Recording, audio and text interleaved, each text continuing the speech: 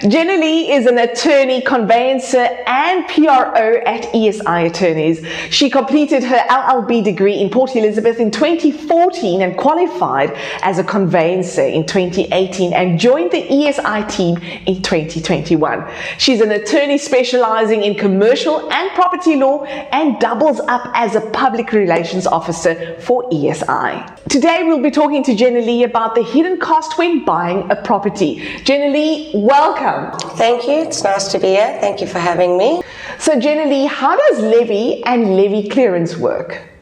So levies is a fee that's paid over to a body corporate or to a homeowners association, and in some situations both. Yeah. The cause of disputes are often special levies, which is a fee introduced during the course of the year to cover unexpected expenses, and it's normally quite a large fee. Back in the day, it was paid just by the seller. Now it is prorated between the seller and the buyer, which is a cost that's often not expected for a new buyer. What costs are the seller liable for? So seller's biggest costs will be the agent's commission, arrear and advanced rates that's paid to the municipality. The seller is liable for all arrear rates and rates for a 60-day advance period. Anything above date of transfer, they will be refunded or credited for. If the seller has misplaced his title deed, which often happens when the property is not bonded and the bank holds a title deed in that situation, where it was paid for cash, the seller will have the title deed with them, and if they've misplaced it, they will have to pay for a replacement copy.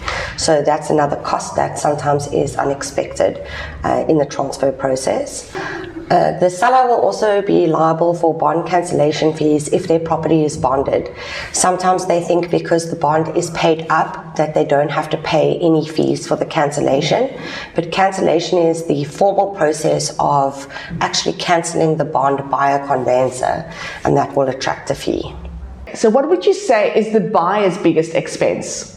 So the buyer will pay transfer fees and certain disbursements. One of them is transfer duty, which is a tax that a buyer will pay on property that they buy above 1 million. If it's below 1 million, it's exempt from transfer duty, and if it's over, then it attracts tax on a sliding scale, obviously upwards on property above 1 million. That amount is paid over to SARS, so it's paid as part of the pro forma account that we send them, and we pay that as a disbursement to SARS. They will also pay as a disbursement registration fees at the deeds office and rates clearance certificate fee and levy clearance fees. Last but not least, what is the difference between bond cancellation fee and penalty?